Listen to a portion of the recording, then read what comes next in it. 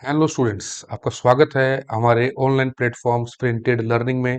उम्मीद करता हूं आप सब अच्छे होंगे और अच्छी तरह पढ़ाई कर रहे होंगे, हमारे लेक्चर्स देख रहे होंगे और कुछ ना कुछ अच्छा सीखने को मिल रहा होगा हमारे लेक्चर के थ्रू। उम्मीद करता हूं ऐसा कुछ होगा। अब बात शुरू करते हैं अपने आज के टॉपिक की। आज का टॉपिक, सबसे पहले मैं आपको बताऊं कि हम क्लास 10th का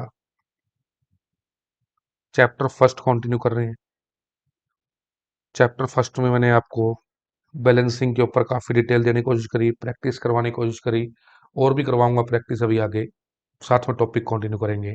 आज का जो मेरा मेन टॉपिक है ये है टाइप्स ऑफ रिएक्शंस, या और बेटर वे में कहूँ 10th के according, types of chemical reactions. इस टॉपिक को शुरू करवाने से पहले मैं आप सबको एक बात बता दूं, एक पॉइंट आपने नोट डाउन करना है। ये अपने चैप्टर का सेकंड मोस्ट इंपॉर्टेंट टॉपिक है, ये आपने ध्यान रखना है। तो इसके ऊपर आप स्टार मार्क कर लें। ये सेकंड मोस्ट इंपॉर्टेंट टॉपिक हमारे पास है। कोई भी एग्जाम अगर आप दे रहे हो, कभी ना कभी आपको 10th के लेवल पे बोर्ड एग्जाम्स में पूरी पूरी उम्मीद है कि केमिकल रिएक्शंस के टाइप्स के ऊपर आपको क्वेश्चन देखने को मिलेगा। बिल्कुल श्योरिटी है। इतना मेन टॉपिक है। फर्स्ट था बैलेंसिंग, बच्चों को ना पता हो, फर्स्ट बैलेंसिंग था जिसपे क्वेश्चन मिलता है। सेकंड आपके पास सबसे जरूरी टॉपिक है टाइप्स ऑफ रिएक्शंस। मेनली, मैं ज्यादा टाइम खराब नहीं करूंगा आपका, मेनली 4 टाइप्स होते हैं रिएक्शंस के। सारे टाइप्स बता रहा हूँ, एक एक करके हम डिस्कशन करेंगे। इसको भी मैं 2 वीडियोज में डिवाइड करूंगा। जो 4 पार्ट्स हैं, सबसे पहला पार्ट जो हमारे पास है वो है कॉम्बिनेशन रिएक्शंस। पहले आप नाम नोट कर लें सारी रिएक्शंस के। सेकंड आपके पास है डीकम्पोजिशन रिएक्शंस। थर्ड आपके पास है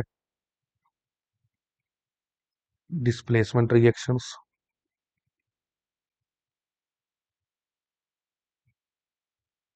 फोर्थ आपके पास है डबल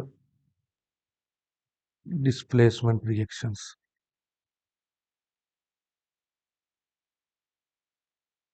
अब आपको समझ में आ ही गया होगा।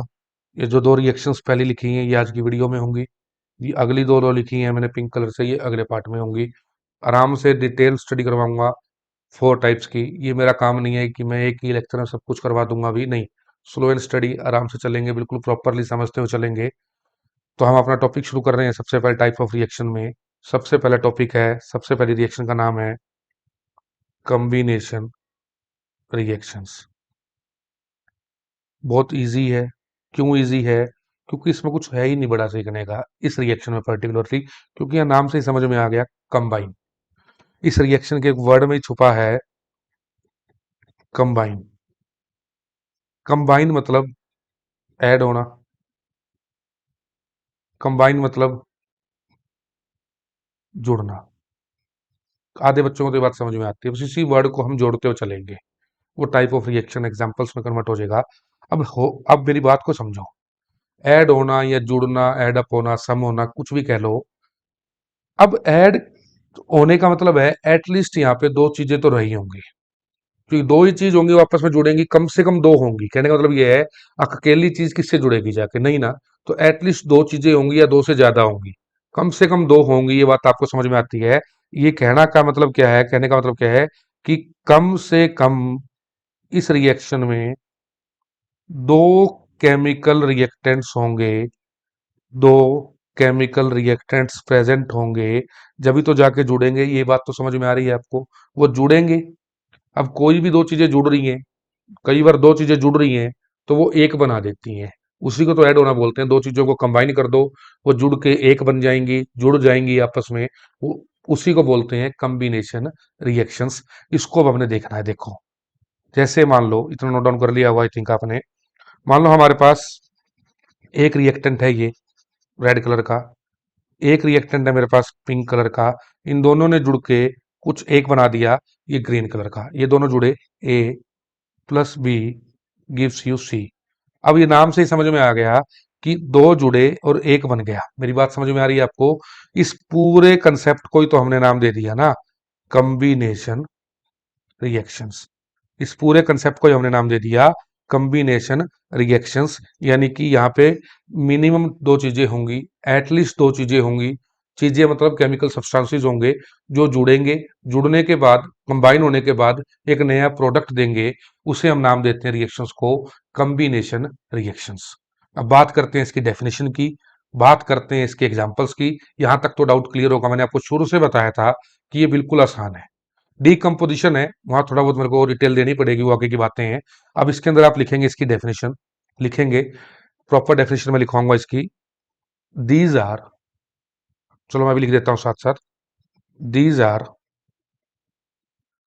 दोज रिएक्शंस, आप भी साथ साथ इसको नोट डाउन करेंगे, अपने नोट्स बनाएंगे। दीज आर दोज रिएक्शंस या chemical reactions in which two or more chemical species, two or more chemical species combine together, combine together and form a new compound या form a new chemical substance called combination reactions, called combination reactions। अब यहाँ पे एक छोटी सी बात मैंने आपको बतानी है, बाकी तो लगभग समझ में आ गया होगा। मैंने आपको शुरू से लिखवाया these are those, chemical word डालना हो तो यहाँ लिख सकते हो, दीज आर दोज रिएक्शंस या chemical reactions in which two or more chemical species, यहाँ मैंने वर्ड लिखा है केमिकल स्पीशीज। स्पीशीज का मतलब समझाऊंगा मैं आपको कि स्पीशीज का क्या मतलब है। कंबाइन करते हैं और एक नया केमिकल सब्सटेंस बनाते हैं, उसे कॉम्बिनेशन रिएक्शंस कहते हैं। ये नोट डाउन कर लिया होगा आई थिंक। जैसे एग्जांपल देखोगे, C+O2 gives you CO2, H2+O2 gives you H2O, NH3+HCl gives you ammonium chloride. अब आप देखोगे यहाँ पे मैंने क्या चेंज लिया, देखो स्पीशीज का मतलब ही क्या है। स्पीशीज का मतलब है, कहता है कि कोई एक एटम एक किसी मॉलिक्यूल से रिएक्ट कर सकता है छोटे, तो भी जुड़ सकते हैं ये देखोगे ऐसा कुछ दिख रहा है आपको, यहाँ पर अकेला कार्बन था, यहाँ एक छोटा मॉलिक्यूल ऑक्सीजन था, इसने बना के दिया CO2।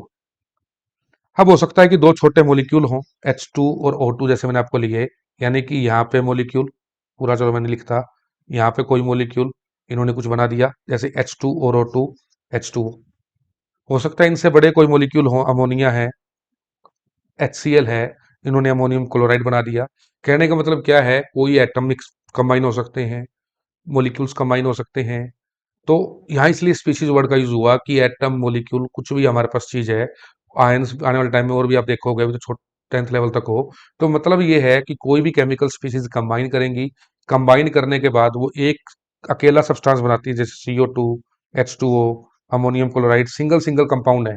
यहाँ अकेला CO2 बना, यहाँ अकेला H2O बना, यहाँ अकेला अमोनियम क्लोराइड बना, तो तीनों सिंगल सिंगल कंपाउंड ही बन रहे हैं, सिंगल सिंगल सब्सटेंस की फॉर्मेशन हो रही है, तो इन्हें कहते हैं हम कॉम्बिनेशन रिएक्शंस। उम्मीद करता हूं समझ में आ रहा होगा, बाकी कोई डाउट हो तो कमेंट बॉक्स में कमेंट कर देना।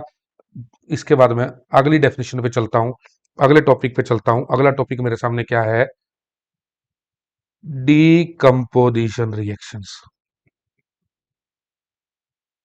अब आप कहोगे इसमें ऐसा क्या समझाना है, नाम से तो इसमें भी समझ में आ रहा है, नाम से तो इसमें भी समझ में आ रहा है डीकम्पोज। इसमें आप समझोगे, देखोगे बिल्कुल ठीक कह रहे हो। वैसे इंट्रोडक्शन इसका पहले की तरह है, डीकम्पोज। डीकम्पोज होने का मतलब यही होता है, ब्रेक डाउन होना,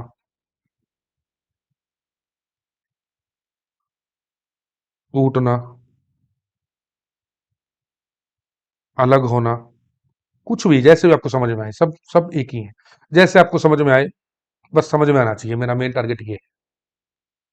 अब ऑब्वियस है कि मान लेते हैं पहले क्या था, कॉम्बिनेशन रिएक्शंस थी। कॉम्बिनेशन रिएक्शन में क्या हो रहा था, ये दो अलग अलग चीजें थी। देखो, एक कैप है, ये पेन है, ये एक अलग केमिकल स्पीसीज है, ये अलग केमिकल स्पीसीज है, ये कंबाइन कर रही थी, कंबाइन करके एक कंप्लीट चीज मेरे सामने बनी, ये कॉम्बिनेशन रिएक्शन हुई। अब हम सेकंड पे आते हैं, डीकम्पोजिशन रिएक्शन पे। डीकम्पोजिशन का मतलब क्या है, ये एक है, दोनों सभी को दिख रहा है, ये एक है, इसको मैंने अलग करना है, इसको मैंने तोड़ना है। अब एक से तोड़कर, एक अकेले सब्सटेंस से तोड़कर एक से ज्यादा बनानी है। अभी दो बन रहे हैं, हो सकता है तीन बन जाते, चार बन जाते। मेरी बात समझ में आ रही है? कॉम्बिनेशन रिएक्शन में क्या था, मिनिमम दो चीजें थी, उन्होंने जुड़कर एक बनाया। या एक चीज होगी, इन्होंने टूट के मिनिमम दो या उससे ज्यादा कुछ बनाना है। क्लियर है मेरी बात? अब आप कहोगे वही आप डेफिनेशन करवा दोगे, यही एग्जाम्पल करवा दोगे, ठीक है, करवाना मैंने ऐसा ही कुछ है। बाकी इसके टाइप्स भी करवाऊंगा, क्योंकि डीकम्पोजिशन रिएक्शन के तीन टाइप्स होते हैं, वो नई नई बात रहेगी आपके लिए। अब इसमें आप देख सकते हो कि जो डीकम्पोजिशन रिएक्शंस हैं, जो डीकम्पोजिशन रिएक्शंस हैं, इसमें आप नोट करके लिख लोगे। Decomposition reactions are just opposite of combination reactions. ये अपोजिट हैं, जस्ट अपोजिट हैं कॉम्बिनेशन रिएक्शंस के। पहला पॉइंट तो आपको ये हो गया क्लियर, बिल्कुल क्लियर है। अब आगे देखो, इसमें एक चीज मैं आपको और बताता हूँ। पहले इसकी आप डेफिनेशन लिखो, एग्जाम्पल लिखो, फिर आगे बात करता हूँ। डेफिनेशन क्या है? ये कहता है these are those chemical reactions, these are those chemical reactions in which a chemical substance, एक अकेला केमिकल सब्सटेंस है, a chemical substance breaks down into two or more, यहाँ दो भी हो सकते हैं, दो से ज्यादा भी हो सकते हैं, to or more new chemical species. Species का मतलब वही सेम हो सकता है, कैसे भी टूटे हो, छोटे मोलिक्यूल में टूटे हैं, उसे छोटे मोलिक्यूल में, कंपाउंड में, एटम में, कैसे भी टूटे। तो अब मेरी बात आपको समझ में आ गई, जो वर्ड्स देखने वाले हैं। यहाँ पे आपके पास क्या होगा, एक सिंगल सब्सटेंस होगा, वो दो या दो से ज्यादा चीजों में टूट जाएंगे, उन्हें हम नाम देते हैं डीकम्पोजिशन रिएक्शन। नोट डाउन कर ली होगी बात आपने, ऊपर वाली बात भी लिख ली होगी कि decomposition reaction are just opposite of combination reactions. Example देखो, CaCO3, CaO plus CO2, AgCl, AgBr, H2O2, और भी कहोगे और भी लिखवा दूंगा, H2O, Ag प्लस Cl2। सारे एग्जाम्पल्स आप नोट कर लें, सारे एग्जाम्पल्स नोट करने जरूरी हैं, क्योंकि आगे इसमें टाइप्स ऑफ रिएक्शन बताऊंगा। इसमें ये हाइड्रोजन पेरोक्साइड है, ये वाटर है, ये ध्यान रखना। H2O2 और H2O दोनों अलग अलग चीजें हैं। ये सारे एग्जांपल्स आपने आई थिंक नोट कर लिए होंगे। चलें भैया आगे, इतनी बात क्लियर है। अभी देखो, इसमें ने अब आपको क्या बताना है, इसमें एक हेडिंग लिखेंगे, types of decomposition reactions. Types of decomposition reactions लिखो। इसमें क्या होते हैं, थ्री टाइप्स होते हैं डीकम्पोजिशन रिएक्शन के। थ्री टाइप्स हैं। पहला टाइप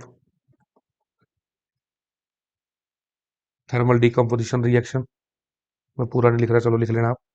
दूसरा टाइप इलेक्ट्रोलिटिक डीकम्पोजिशन रिएक्शंस। तीसरा टाइप फोटोलिटिक डीकम्पोजिशन रिएक्शन। अब सुनो, अब ये मैंने क्यों लिखा, मैंने सारा फटाफट क्यों लिखवाया, अब सुनो मेरी बात, अब समझाता हूँ। मैंने आपको बताया कि ये एक पेन है मेरे सामने। मैंने आपको बताया डीकम्पोज करने का मतलब है इसको अलग करना। मेरी बात को समझे, डीकम्पोज का मतलब है इसको अलग करना, इसको तोड़ना, इसको ब्रेक डाउन करना। इतनी बात समझ में आ रही है? आपके सामने पेन होगा, सेम ये एक्टिविटी करके देखें, सबसे पहले करके देखो, आप एक बार करके देखो, ये एक्टिविटी करके देखो। सभी ने की होगी, लेकिन रोज कैप ऑन ऑफ करते ही हो आप, रिमूव करते हो, लगाते हो। एक बार मेरे कहने पे करके देखो, साइंस की अकॉर्डिंग करके देखो कि कैप को मैं रिमूव कर रहा हूँ, कैप को रिमूव करने में एक एनर्जी खर्च हो रही है, मेरे को यहाँ पे इस पे काम करना पड़ रहा है, एक एनर्जी लगानी पड़ रही है। मेरी बात समझ में आ रही है आपको? जोर लगता है थोड़ा सा, इसको हम साइंस की लैंग्वेज में वही कहते हैं, जोर लगता है कैप को।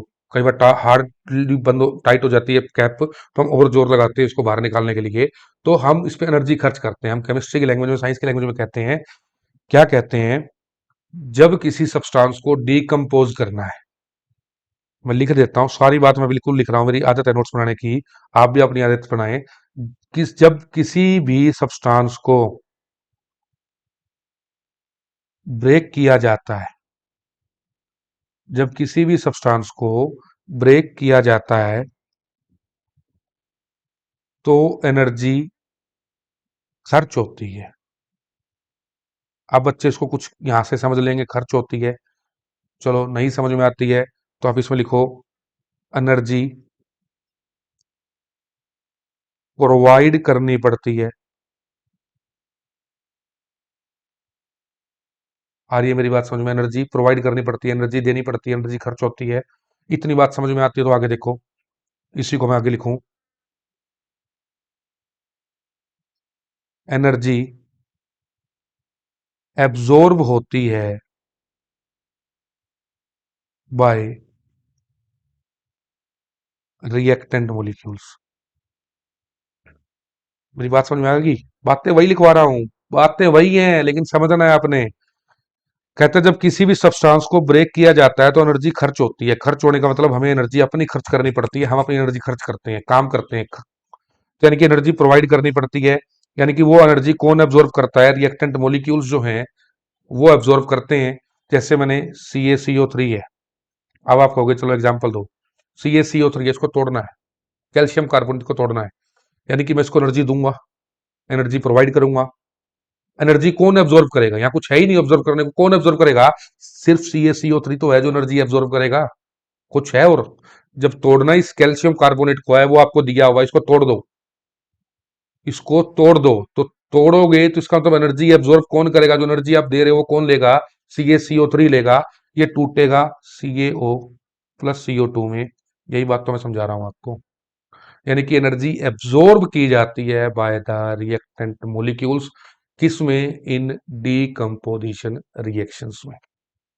अब भी समझ में नहीं आया ना? वीडियो को एक बार बेटा जी दोबारा देख लेना, फिर भी समझ नहीं आया फिर एक बार दोबारा देखना, 3 बार देखने के बाद भी समझ में ना आया ना, फिर मुझे कमेंट कर देना कि वीडियो दोबारा डाल दो, दोबारा समझा दो, मैं नई वीडियो डाल, नई तरीके से समझा दूंगा, नई एग्जाम्पल लेके समझा दूंगा। लेकिन एक बार खुद भी कोशिश करना, जो मैं समझाना चाह रहा हूं कि जब भी डीकम्पोजिशन रिएक्शन होंगी उनके अंदर आपको ब्रेक डाउन करने के लिए, तोड़ने के लिए एनर्जी खर्च करनी पड़ती है। किस प्रकार की एनर्जी खर्च होगी? अब आपको ये समझ में आ गया हो कि एनर्जी प्रोवाइड करनी पड़ेगी, एनर्जी देनी पड़ेगी, किसको? रिएक्टेंट मोलिक्यूल्स को। किनको एनर्जी प्रोवाइड करनी पड़ेगी? किनको? रिएक्टेंट मोलिक्यूल्स को। किस प्रकार की एनर्जी दे रहे हैं? हो सकता है कि मैं हीट एनर्जी प्रोवाइड कर रहा हूं, हो सकता है मैं इलेक्ट्रिक एनर्जी प्रोवाइड कर रहा हूं, हो सकता है मैं सनलाइट की एनर्जी प्रोवाइड कर रहा हूं, वो भी तो एक एनर्जी की फॉर्म ही तो है। मैं किस प्रकार की एनर्जी प्रोवाइड कर रहा हूं? हीट एनर्जी दे रहा हूं, इलेक्ट्रिक एनर्जी दे रहा हूं, सनलाइट प्रोवाइड कर रहा हूं, किस प्रकार की एनर्जी प्रोवाइड कर रहा हूं, उसके बेसिस पे हम डिफाइन करते हैं टाइप्स ऑफ डीकम्पोजिशन रिएक्शन। अगर हीट एनर्जी है तो कैटेगरी बनेगी थर्मल डीकम्पोजिशन, इलेक्ट्रिक एनर्जी है तो कैटेगरी बनेगी इलेक्ट्रोलिटिक डीकम्पोजिशन, अगर सनलाइट की एनर्जी है तो फोटोलिटिक डीकम्पोजिशन। ये बात आपने ध्यान रखनी है, बस बताओ आप। अब बताओ समझ में आया नहीं आया? On the basis of types of energy provided हम क्लासिफाई करते हैं, we classified the types of decomposition reactions, thermal decomposition, electrolytic decomposition और फोटोलिटिक डीकम्पोजिशन। ये डिपेंड करता है किस प्रकार की एनर्जी है। ये बात समझ में आ गई? एक बात मेरे से भी मत पूछना, मैं भी आपको बता देता हूं, ये डिपेंड करता है नेचर ऑफ रिएक्टेंट पे, वो कैसे टूटेगा, वो कैसे टूटेगा। अब आप कहोगे जी क्या कह रहे हो, क्या कहना चाहते हो, बताओ। मैं एग्जांपल लेता हूं H2O का, एक काम करो, मैं एक एग्जांपल लेता हूं CaCO3 का। अगर आप इसको हीट दोगे ना तो ये टूट जाएगा। CaCO3 को आप गर्म करोगे टूट जाएगा। CaCO3 को हीट दो, ये कैल्शियम ऑक्साइड प्लस CO2 में टूटेगा। अब वाटर को हीट दो, देते रहो, देते रहो, देते रहो, देते रहो, टूटेगा टूटेगा ही नहीं। ये सिर्फ बॉयल होता रहेगा, ये सिर्फ गर्म होता रहेगा, टूटेगा नहीं, ये ध्यान रखना। तो हम इसको हीट एनर्जी देके नहीं तोड़ सकते, हम इसको इलेक्ट्रिक एनर्जी देके तोड़ते हैं। अब मेरी बात समझ में आ गई ना? बस। अभी आप मेरे से ये मत पूछना कि इसको क्यों नहीं तोड़ा गया, इसको इलेक्ट्रिक क्यों दी, क्यों? कुछ बच्चों को पता क्वेश्चन क्या होता है? कुछ बच्चों का इस लेवल पे ये क्वेश्चन होता है कि हमने इसको हीट एनर्जी ही क्यों दी, हमने इसको इलेक्ट्रिक ही क्यों दी, हमने इसको सनलाइट ही क्यों दी। अब ये क्वेश्चन मत पुट अप करना। ये नेचर ऑफ रिएक्टेंट पे भी डिपेंड करता है कि किस एनर्जी को देके उसके अंदर कैसे रिएक्शन वो दिखाएगा, वो चीजें हमें ध्यान रखनी पड़ती हैं। अब आप कहोगे जी कैसे? जैसे मैं आपको एग्जांपल देता हूँ। अगर आपको बनाना खाना है, अगर आपको बनाना खाना है तो आप क्या करते हो? उसके छिलके उतारते हो, खा जाते हो। आपको सेब खाना है तो उसके छिलके आप हाथ से उतारते हो? नहीं उतार सकते। संतरा खाना है, उसका अलग नेचर है, उसके आप अलग तरह से छिलके उतारते हो। सेब खाना अलग तरह से है, बनाना खाना अलग तरह से है, जामुन खाना उसका अलग तरह से है, उसके छिलके नहीं उतारते, उसके अंदर से आप सीड निकलता है उसको फेंकते हो। तो ऑब्वियस है कि डिपेंड करता है नेचर टू नेचर। जैसा नेचर होगा उसी तरह की हम एनर्जी प्रोवाइड करेंगे, वैसी तरह की वो रिएक्शन दिखाएगा। उसके बेसिस पे तीन टाइप्स हैं, तीनों को मैं डिफाइन कर रहा हूँ, तीनों के एग्जाम्पल मैं आपको दूंगा। अब इस टॉपिक को कंटिन्यू करता हूँ। आप उम्मीद करता हूँ समझ में आ रहा होगा, बस ऐसे ही बने रहो हमारे साथ। बढ़िया से बढ़िया कंटेंट दूंगा, समझ में आएगा प्रॉपरली। करते रहो बस। अब आप सबसे पहले हीट एनर्जी, मैंने हीट एनर्जी वालों को बताया थर्मल डीकम्पोजिशन रिएक्शंस। एनसीईआरटी में इसका पूरा ढंग से नाम पढ़े, थर्मल डीकम्पोजिशन रिएक्शंस। अब ये क्या है, इसकी स्टेटमेंट लिखोगे, दीज आर दोज रिएक्शंस। अब मैंने लिख रहा, आप लिखोगे these are those reactions in which heat energy is provided. लिखोगे these are those reactions in which heat energy is provided to decompose the reactant molecule. बाकी इसकी डेफिनेशन पेपर में नहीं आती, एग्जाम्पल्स के ऊपर ही बात की जाती है, क्या कैसे की जाएगी वो भी मैं समझाऊंगा। अभी आप सिर्फ स्टेटमेंट की तरफ ज़्यादा ध्यान ना दो, अभी आप ध्यान दो इसके एग्जाम्पल्स की तरफ। CaCO3 है, हीट लिखो, CaO प्लस CO2। कई बार हीट की जगह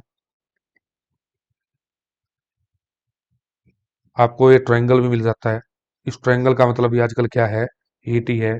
जैसे CaCO3 आपको हीट दे दिया तो अभी आप समझोगे CaO प्लस CO2। बेटा इसके ऊपर एक्टिविटी बेस्ड क्वेश्चन आते हैं, इसके ऊपर एक्टिविटी बेस्ड क्वेश्चन आते हैं एनसीईआरटी से, तो वो भी मैं आपको करवाने की कोशिश करूंगा। मैक्सिमम से मैक्सिमम चीजें करवाने की कोशिश करूंगा, बस आपका सपोर्ट चाहिए। जितने बच्चे हमसे जुड़ते चले जाएंगे मैं उतना ही अच्छा कंटेंट आपको प्रोवाइड करता चला जाऊंगा। जैसे मैं एक एग्जांपल लेता हूँ, आपकी एनसीईआरटी का ही एग्जांपल है। आप देखोगे ये PbNO3 का आपके पास वोल्ट वाइज है, इसमें आप देखोगे हीट एनर्जी प्रोवाइड की जाती है। ये टूटता है PbO प्लस में NO2 प्लस में O2, ये ब्राउन फ्यूम देता है। बस पेपर में क्वेश्चन कैसे आएगा, पेपर में क्वेश्चन कैसे आएगा, एक्टिविटी बेस्ड क्वेश्चन आएगा।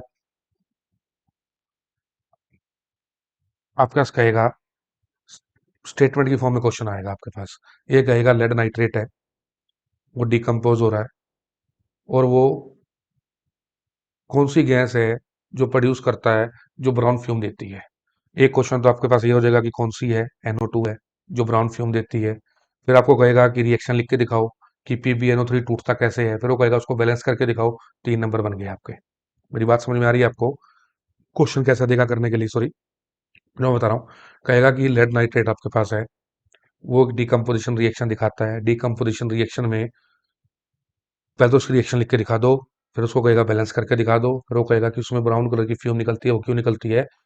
क्यों निकलती है? क्योंकि NO2 प्रोड्यूस हो रहा है और वो ब्राउन फ्यूम की तरह प्रोड्यूस, ब्राउन फ्यूम बनाते हुए प्रोड्यूस हो रहा है, होता है। तो वो ऐसा एक टॉपिक आपको दे देगा। इस तरह क्वेश्चन मैं आपको करवाऊंगा। ऐसे नहीं कहेगा कि राइट डिकम्पोजिशन रिएक्शन, इसके ऊपर क्वेश्चन अगर आया तो इस तरह से आएगा। सेकंड आपके पास जो मैं आपको बता रहा हूँ, सेकंड आपके पास थी इलेक्ट्रोलिटिक। हर एक का अपना अपना तरीका है, इलेक्ट्रोलिटिक में क्वेश्चन अलग तरह से आएगा। इसके ऊपर मैं पूरी वीडियो भी प्रोवाइड करूंगा अलग से। इलेक्ट्रोलिटिक के ऊपर मैं पूरी एक वीडियो प्रोवाइड करूंगा। देखो क्या है इलेक्ट्रोलिटिक डिकम्पोजिशन रिएक्शन। इसमें आपके एनसीईआरटी में एग्जांपल है H2 प्लस O2। इसको आप बैलेंस करोगे तो ऐसा कुछ मिलेगा। इसके ऊपर एक एक्टिविटी दी गई है, इसके ऊपर एक एक्टिविटी दी गई है, वो कहता है जब H2O को आप इलेक्ट्रिक एनर्जी देकर, इलेक्ट्रिक करंट देकर जब इसको तोड़ते हो, डिकम्पोज करते हो, तो कहेगा पहले तो रिएक्शन लिख दो, बैलेंस कर दो, ये तो चलो हो गया काम। कहेगा कि क्या क्या प्रोड्यूस होता है। आप कहोगे जी इसमें H2 बनता है और O2 बनता है, दो गैसेज बनती है। फिर वो आपसे पूछ लेगा किस रेशियो में बनता है। आप साफ साफ देख पा रहे हो कि 2:1 की रेशियो में कम बन रहे हैं, ये दो H2 बन रहे हैं और एक O2 बन रहा है, यानी कि 2:1 की रेशियो में प्रोड्यूस हो रहे हैं। फिर वो कहेगा डबल कौन सा बना, ज्यादा कौन सा बना। तो आप देख सकते हो ज्यादा कौन सा बन रहा है, बैलेंस करने के बाद समझ में आ रहा है H2 ज्यादा बन रहा है। तो आप कहोगे जी H2 डबल बनता है, ज्यादा बनता है as compare to O2।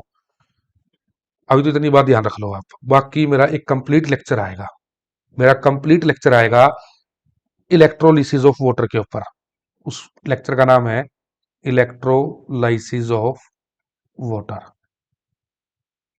Electro का मतलब होता है इलेक्ट्रिक एनर्जी, लाइसिस का मतलब होता है ब्रेक डाउन होना, यानी कि टॉपिक का नाम ही यही है इलेक्ट्रोलाइसिस ऑफ वाटर। इसमें मैं कंप्लीट डिटेल दूंगा, कैसे पानी टूटता है, क्या रिएक्शन होती है, कितनी गैस कौन सी प्रोड्यूस होती है। थोड़ा सा लेक्चर है लेकिन बहुत इंपॉर्टेंट है, बहुत ज्यादा क्वेश्चन पूछे जाते हैं इलेक्ट्रोलिसिस ऑफ वाटर के ऊपर, इसलिए मैं आपको अलग वीडियो प्रोवाइड करूंगा। इलेक्ट्रो का मतलब इलेक्ट्रिक एनर्जी, लाइसिस का मतलब ब्रेकडाउन होना, यानी कि वाटर का ब्रेकडाउन होना बाय प्रोवाइडिंग इलेक्ट्रिक करंट, उसकी कंप्लीट डिटेल अलग मिलेगी आपको। आ रही है मेरी बात समझ में? अब ये एग्जांपल के तौर पे इसको आप याद रखो। एरो के ऊपर इलेक्ट्रिक करंट मिला होगा, लिखा होगा H2O लिखा हुआ होगा, उसको आप H2 और O2 में तोड़ दोगे। अब आता है third type, photolytic decomposition reaction. अब मैं आपको बताऊंगा इसको आप डेली लाइफ में कहाँ देखते हो, हर चीज समझाई जाएगी। फोटो का मतलब जहां भी आएगा, फोटो का मतलब होगा सनलाइट।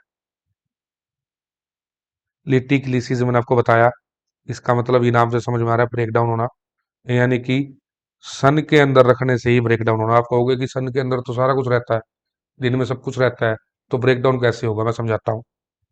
कहता है एग्जाम्पल है AgCl, एग्जाम्पल है AgBr। आ रही है मेरी बात समझ में? कहता है कि इनको आप सनलाइट के अंदर रख दो, H2O2 है, इसको आप सनलाइट में रख दो। यहाँ सनलाइट भी लिखा मिल सकता है, यूवी भी लिखा मिल सकता है, ये ध्यान रखना, यूवी मतलब अल्ट्रावायलेट रेज। तो Ag+Cl2, Ag+Br2, H2O plus H2O+O2, ये आपके पास एग्जाम्पल्स हैं फोटोलिटिक डिकम्पोजिशन के। अब मैं आपको कह रहा था कि आपको डेली लाइफ में कहाँ देखने को मिलता है। आप जब भी देखोगे, आप दवाइयाँ लाते हो, जनरली दवाई इन द सेंस सिरप लाते हो, पीने की दवाई लाते हो, पीने की जो दवाई है, कभी नोट किया है आपने, वो हमेशा आपको डार्क ब्राउन कलर बोतल्स में मिलती हैं।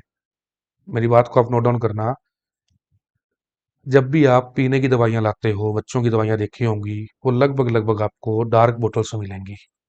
वो डार्क बोतल्स में इसलिए रखी जाती है कि उसमें अलग अलग तरह के केमिकल्स होते हैं। कुछ केमिकल्स होते हैं जो वो सनलाइट से रिएक्ट कर जाते हैं, सनलाइट उनको ब्रेक डाउन कर देती है। मेरी बात समझ में आ रही है आपको? इसलिए उनको कलर्ड बोतल्स में रखा जाता है, ताकि आप उन्हें लेके बाहर भी निकलो तो सनलाइट का डायरेक्ट कांटेक्ट ना हो उस दवाई के साथ, उस उन केमिकल्स के साथ। अगर वो केमिकल टूट गए, कुछ नया बन जाएगा जो रिएक्शन भी दे करवा सकता है, मतलब सारी बात समझ रहे हो आप, कि इसलिए वो जो सिरप्स है वो या कई बार सॉफ्ट ड्रिंक देख होती हैं ऐसी जो हम कलर्ड बोतल्स में रखते हैं। आ रही है मेरी बात समझ में? आप समझ गए हो सॉफ्ट ड्रिंक्स में कौन सी, तो उन्हें हम कलर्ड बोतल्स में ज़्यादा देखते हैं। तो इसलिए देखते हैं ताकि वो एक्सटर्नल एनवायरनमेंट यानी कि सनलाइट से जो है वो रिएक्ट ना हो, एनवायरनमेंट को मतलब ना देखें। आप सनलाइट ही याद रखें, एनवायरनमेंट मैंने गलत वर्ड बोल दिया। सनलाइट से वो रिएक्ट ना हो, या इन द सेंस वो डिकम्पोज होकर कुछ नया ऐसा ना बना लें जो हमारे लिए हार्मफुल हो, इसलिए उन्हें डार्क कलर्ड बोतल्स में रखा जाता है। ये इसकी एप्लीकेशन है और ये हम देखते भी हैं। आ रही है मेरी बात समझ में? आज के लिए बेटा जी मैं इतना रखूंगा, बाकी पूरी डिटेल देने की कोशिश की, समझाने की कोशिश की। इलेक्ट्रोलिसिस का अलग लेक्चर लूंगा, ऐसे ही डिस्प्लेसमेंट डबल डिस्प्लेसमेंट उसमें पूरी डिटेल देने की कोशिश करूंगा। उम्मीद करता हूँ बेटा जी 5 मिनट आज आप एक्स्ट्रा लगा लो मेरे कहने पे। आपको जी आप लेंथी लेते हो लेक्चर को, बेटा क्या करूं, कोशिश करता हूं कि वीडियो को थोड़ा छोटा बनाया जाए। अब भी कोशिश कर रहा हूं कि और एग्जांपल ना दिए जाएं, और डिटेल ना दी जाए, और बातें ना की जाए, लेकिन यूं होता है कि बच्चों को सब समझ में आना चाहिए, बच्चों को टॉपिक पूरी तरह क्लियर होना चाहिए, इसलिए मेरी तरफ से डिटेल देने की कोशिश रहती है। बाकी लेक्चर पसंद कर रहे होगे आप, जो बच्चा बेटा जी लेक्चर पसंद कर रहा है, उसे कुछ सीखने को मिल रहा है, तो बेटा लाइक करके जाया करो। कुछ नहीं, बस मोटिवेशन जरूर मिलता है।